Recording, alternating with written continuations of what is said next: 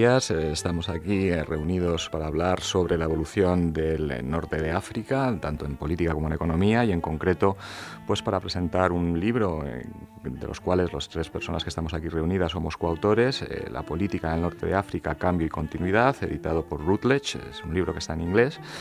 De ellos, de los varios capítulos que contiene, hay un capítulo que está dedicado a las políticas exteriores del Magreb, cuyo autor es el profesor titular de Castilla-La Mancha, Miguel Hernando de Larramendi. Buenos días, Miguel, ¿cómo estás? Buenos días, Gonzalo. Muchas gracias por acompañarnos hoy.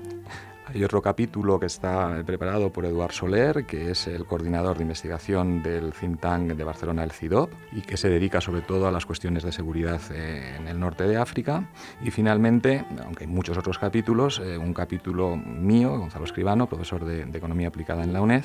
dedicado a la economía política del norte de África. Entonces, un poco la idea de este programa es que cada uno de los ponentes o de los intervinientes pues haga una pequeña digresión sobre aquellos aspectos que ha tocado en su capítulo y a continuación abrir un debate sobre la situación actual en la región, en el norte de África, que está muy movida últimamente. Por tanto, si os parece a los dos, podemos empezar por la situación, cómo han ido evolucionando las políticas exteriores en el Magreb y en el norte de África. Miguel, ¿cuál sería el mensaje que tú has intentado transmitir en tu capítulo del libro?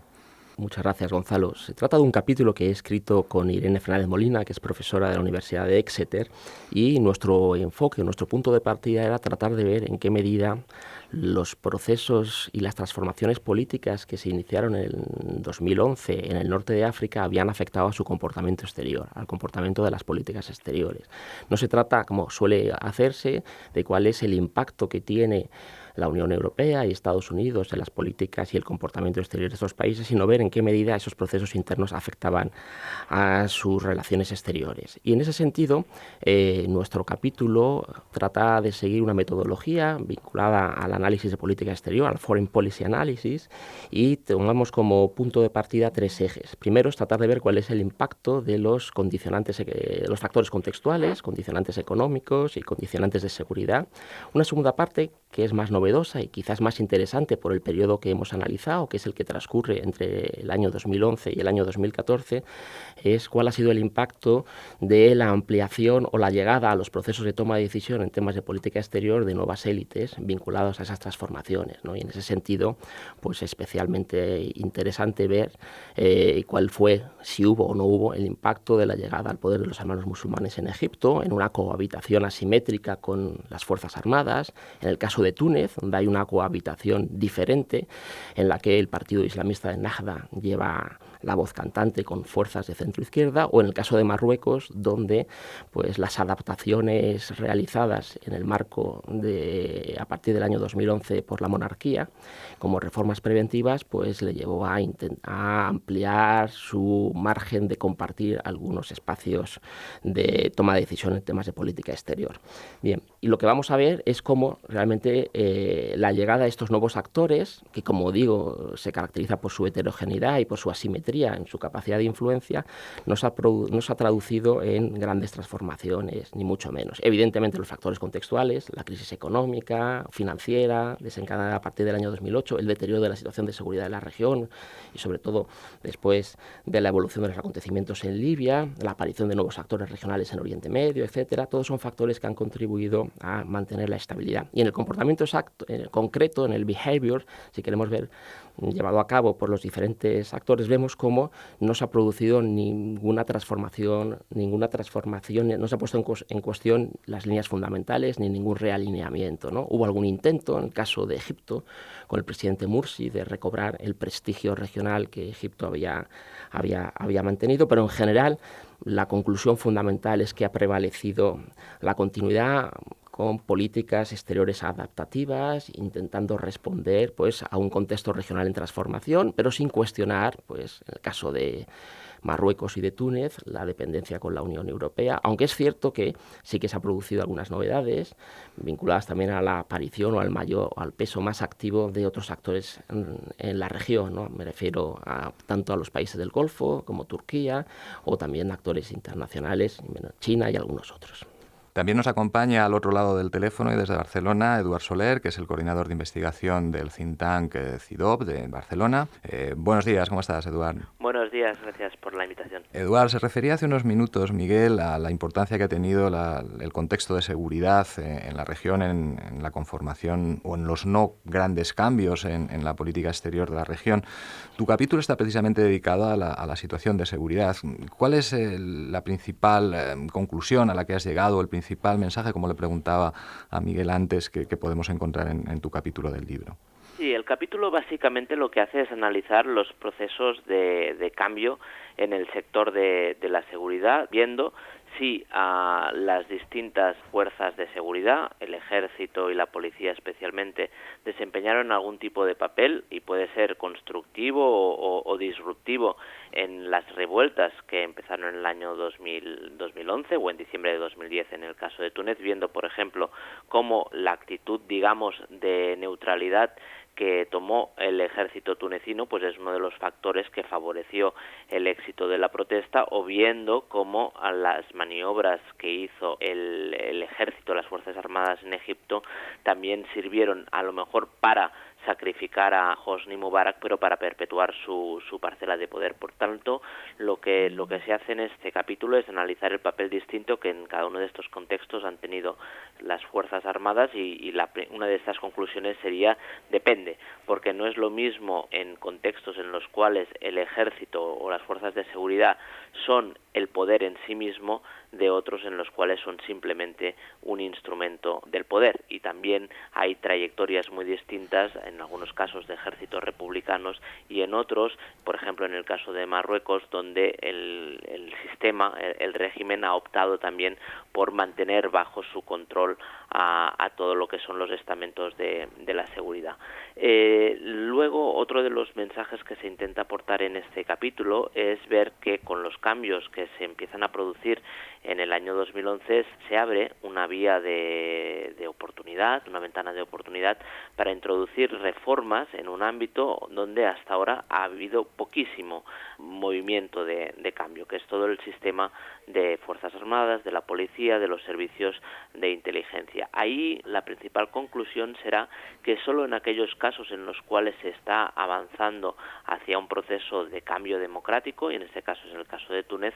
es posible esperar que también esa dinámica de cambio y de reforma se traslade a un sector tan difícil como el de las fuerzas de seguridad. Con una conclusión adicional que encaja con muchos de los estudios que se han producido en este ámbito, y es que cuando se produce una transición democrática, este elemento de reforma de las Fuerzas Armadas o reforma del sector de la seguridad acaba siendo un elemento clave para la consolidación de este proceso. Es decir, no es el elemento que lo inicia, no se puede esperar que eso sea la primera de los temas sobre los cuales los gobiernos de transición vayan a atacar, pero sí que estaríamos hablando de transiciones incompletas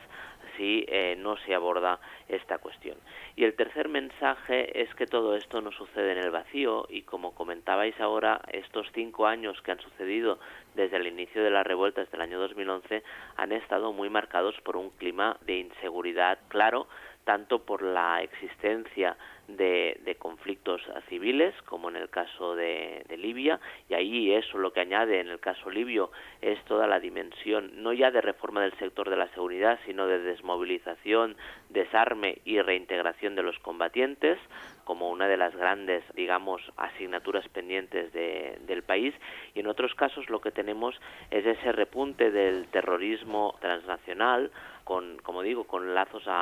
muchas veces que escapan o que trascienden las fronteras de un país, y lo que vemos es que el terrorismo, y eso no es ninguna novedad, está siendo utilizado como una coartada para frenar procesos de cambio, para decir, bueno, hay otras prioridades a las cuales hay que atender problemas primero, y entendiendo que reforma de ese sector de la seguridad equivale a restarle fuerza al aparato de seguridad del Estado, con lo cual es una coartada para frenar procesos de cambio, pero a la vez no puede ser un elemento que intente, por ejemplo en el caso de Túnez, despertar el debate público sobre cómo actualizar, cómo modernizar las fuerzas de seguridad para luchar de forma más efectiva contra estas amenazas.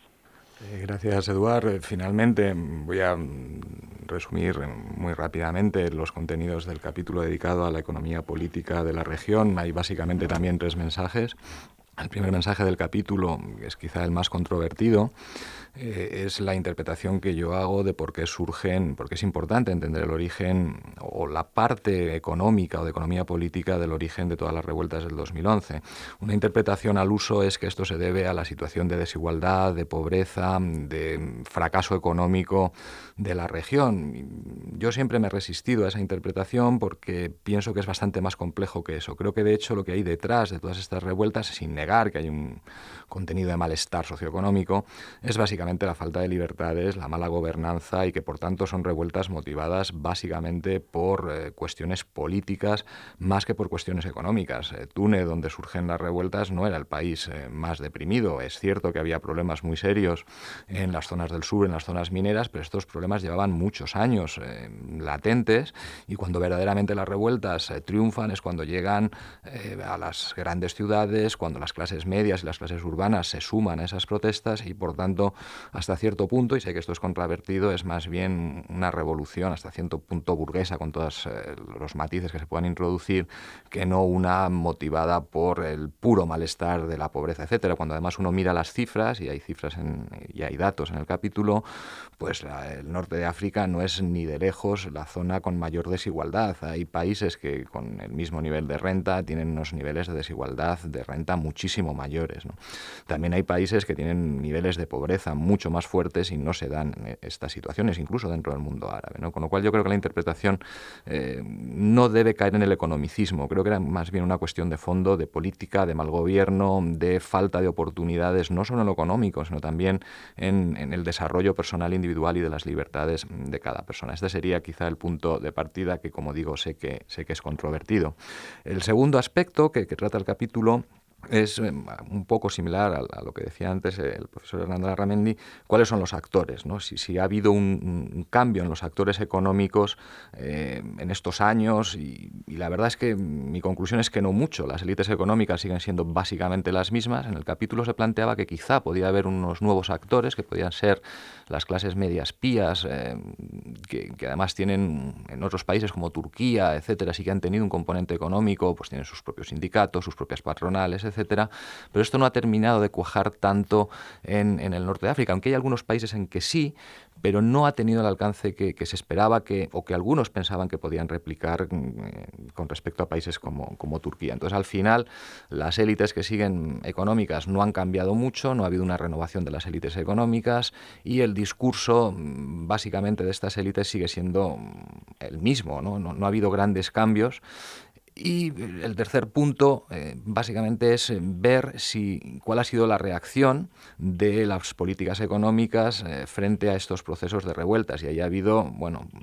básicamente en el Magreb 2 modelos alternativos. Un modelo que era el de Argelia y el de Marruecos, donde las revueltas no triunfaron, o por lo menos no en la medida que en otros países de la región, y donde lo que han hecho los gobiernos es básicamente, sobre todo en Argelia, dedicarse a nutrir la bomba del gasto público, sin hacer reformas políticas, intentando apaciguar y legitimarse económicamente. Esto Argelia lo ha podido hacer durante unos años, pero desde que empieza a caer el precio del petróleo en 2014 se le hace muy cuesta arriba, ¿no? Y ya para el año que viene, pues ya plantea un ajuste presupuestario importante y la gran pregunta es, ¿cuál va a ser la reacción más adelante, cuando ya no haya esas reservas, cuando ya no tengan esos colchones fiscales que han ido almacenando,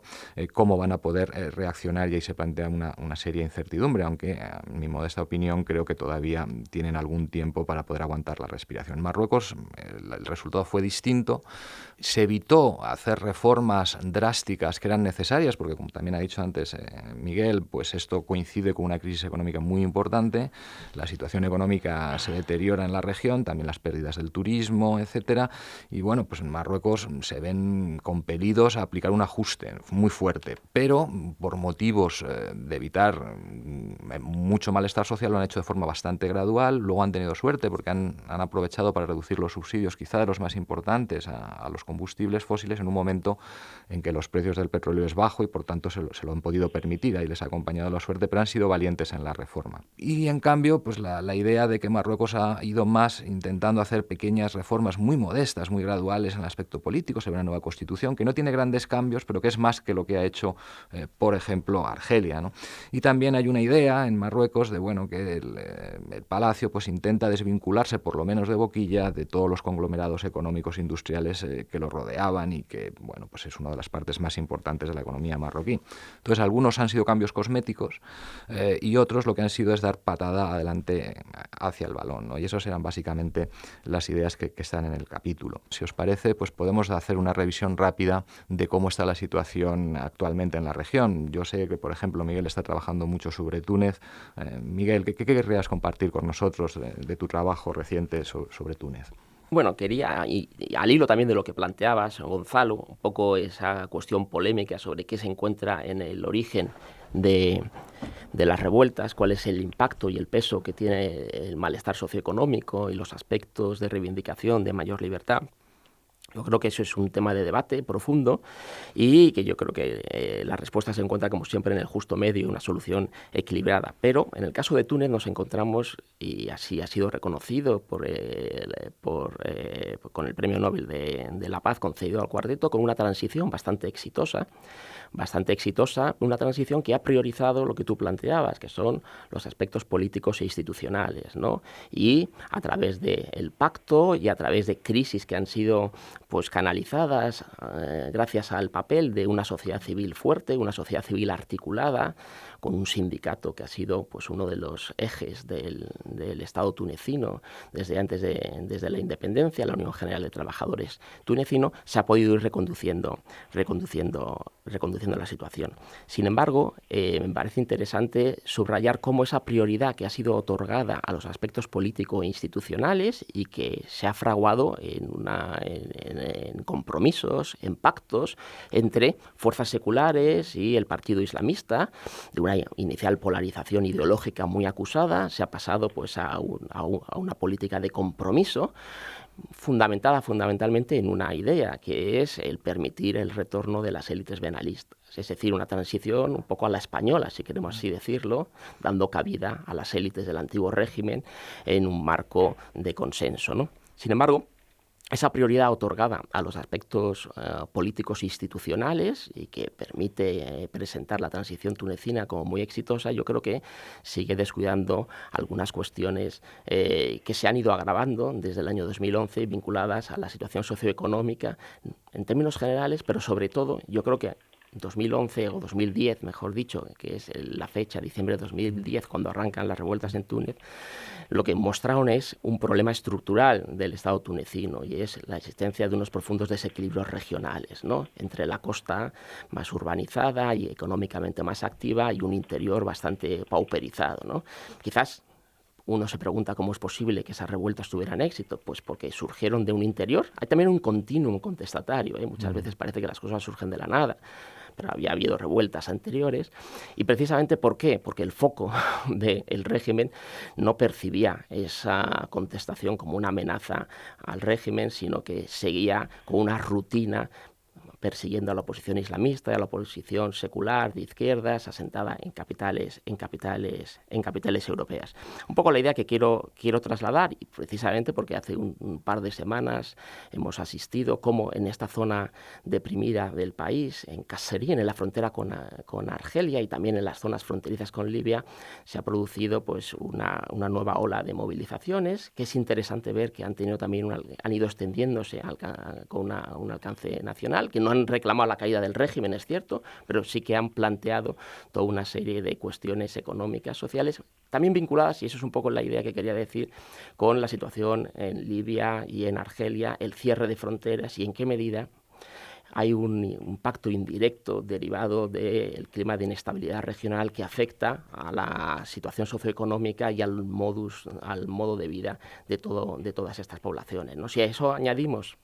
otra cuestión que planteaba Eduard, que era un poco el tema de la reforma del sector seguridad, y es cierto que en el caso de Túnez, donde el proceso es más prometedor y realmente hay una transición en curso que afronta retos, que sigue siendo todavía frágil, pero la cuestión y la reforma del sector seguridad yo creo que es una asignatura pendiente. Esa coartada que él planteaba antes en aras de la lucha contra esta nueva amenaza del terrorismo, y recordemos que el año 2015 Túnez ha conocido 3 zarpazos importantes que ha afectado además a sectores clave de su economía, como el turismo, el Museo del Bardo, aquel ataque contra una playa turística en Port el Kantawi, y luego un ataque más vinculado al centro de poder como fue el autobús de la Guardia Presidencial. Eso plantea también algunos retos importantes para la consolidación de ese proceso que sin el apoyo externo, y ahí quizás luego podrá desarrollarlo más Eduard, pues sigue siendo frágil. Eduard, te ha puesto el tono en suerte, Miguel. ¿Cómo ves tú el papel de la región, del Magreb, en un contexto más amplio regional en los temas de seguridad? Sí, bueno, lo primero es que hay algunos elementos que son compartidos por los países del Magreb y el conjunto del mundo árabe, e incluso con sus vecinos europeos, es decir, la preocupación por los temas vinculados a tráficos ilícitos, redes criminales, tráfico de personas, también aprovechándose de las crisis, de las distintas crisis que suceden no solo en el Mediterráneo, sino en una segunda corona de vecinos en el norte de Nigeria, en el Cuerno de África y también en la península arábiga. Todo esto está afectando por igual tanto a los países del Magreb como a los de Oriente Medio, insisto, y es donde se produce también esa conexión con Europa. En el ámbito del terrorismo es lo mismo, estamos viendo como 2 de los países que han nutrido en mayor contingente a los combatientes extranjeros que luchan en Siria e Irak son precisamente Túnez y Marruecos, con lo cual está claro que hay unas interconexiones no solo del Magreb con el conjunto del mundo árabe, sino también vinculado a Europa. Lo que pasa es que uno de los temas en los cuales seguramente las cuestiones de orden regional están ganando más peso, que es la dinámica sectaria y ese enfrentamiento teóricamente entre suníes y chiíes, que es más bien el enfrentamiento entre 2 poderes regionales, Arabia Saudí e Irán, con visiones muy distintas también de lo que quieren que sea el orden regional. Eso está dejando o está afectando relativamente poco a un Magreb que en este sentido sigue inmerso en sus disputas y rivalidades de siempre, con este enfrentamiento rivalidad entre Marruecos y Argelia, incapaz de llegar a algún tipo de proceso para encontrar una vía de solución tanto al conflicto del Sáhara Occidental como a dinámicas más amplias de integración regional en el Magreb. Con lo cual, de alguna forma, digamos que uno de los elementos que fue distintivo del año 2011, que era que el Magreb ganaba centralidad, porque era ahí donde se estaba produciendo, donde se originaban los procesos de cambio que luego iban a afectar al conjunto del mundo árabe. 5 años después, en 2016, el Magreb tiene una posición bastante más periférica dentro de todo lo que son estas dinámicas regionales en el mundo árabe. El elemento que subrayaba también a Miguel y que creo que es importante subrayar, que es el papel de Europa en todo esto, el papel de Europa como anclaje de estos procesos de cambio y de reforma, ¿no? y de gestión de crisis. Hay que recordar, o que los oyentes tengan muy presente, que todo este proceso de cambio se solapa con la crisis, o una de las grandes crisis europeas, que es la que estamos viviendo desde el año 2008, pero que se hizo especialmente intensa en el año 2011, con todas las primeras dudas también sobre el rescate a Grecia y sobre la crisis de la deuda soberana. Con lo cual, lo que hemos tenido es una Europa que ha reaccionado tarde, mal y de forma relativamente cicatera, precisamente porque, por un lado, estaba más menguada de recursos, pero sobre todo, yo creo que está tan o más importante este elemento, porque los líderes europeos estaban enfrascados en intentar encontrar vías de solución a sus crisis internas, lo cual les dejaba poquísimo tiempo para pensar en cuál podía ser su papel en el mundo árabe. Solo lo han hecho en momentos de crisis, y cuando lo han hecho de forma descoordinada, como se vio con la intervención de algunos países europeos en el marco de la OTAN en la crisis libia. Siria es la historia de un gran fracaso. Yo creo que tampoco no debemos pasarnos, es decir, no podemos atribuir la responsabilidad a lo que está sucediendo en Siria a los europeos. Los responsables básicamente se encuentran en Siria y en los países de su entorno, pero es cierto seguramente que Europa no ha llegado a calcular adecuadamente cuáles podrían ser las consecuencias de ese clima de degeneración en el cual está instalado Siria y en parte también Irak, y que estamos viendo a diario cómo los choques, ¿no?, de esta crisis van llegando al continente europeo, no solo en forma de refugiados y de amenaza terrorista, sino también por las derivadas que eso tiene en el cuestionamiento de lo que son los propios valores y los propios pilares del proceso de construcción europea, entendido como la solidaridad, los valores democráticos y de respeto a los derechos humanos. Bueno, lo que está claro después de esta conversación es que la región del norte de África o del Magreb es una región mucho más compleja, que tiene una serie de vectores entrecruzados que interactúan entre sí, temas de seguridad, temas de revueltas, de transiciones políticas, una situación económica complicada, caída de precios del petróleo, en fin, una situación que yo creo que es importante seguirla. Creo que es también muy meritorio que desde el punto de vista académico, pues las universidades y los académicos españoles pues participen en proyectos en libros como esto, y que tengamos un lugar en el debate intelectual. Y yo creo que sería muy de desear que España, no solamente los académicos, sino también desde el punto de vista de las políticas y de otros actores, pues tuviese una mayor presencia en una región que para nosotros es vital. Es verdad que el Magreb puede haber sido de alguna forma marginado a una posición periférica en las grandes preocupaciones globales, pero lo que es indudable es que para un país como España, pues lo que ocurre en el Magreb nos interpela directamente, y tendremos que seguirle e invertir más recursos y más capital político probablemente en la región. Miguel, Eduard, hemos acabado nuestro tiempo. Muchísimas gracias por estar aquí con nosotros, y bueno, os invito ya anticipadamente a seguir los acontecimientos de esta región que, como antes comentábamos, resulta tan central para España. Muchas gracias. Gracias a vosotros.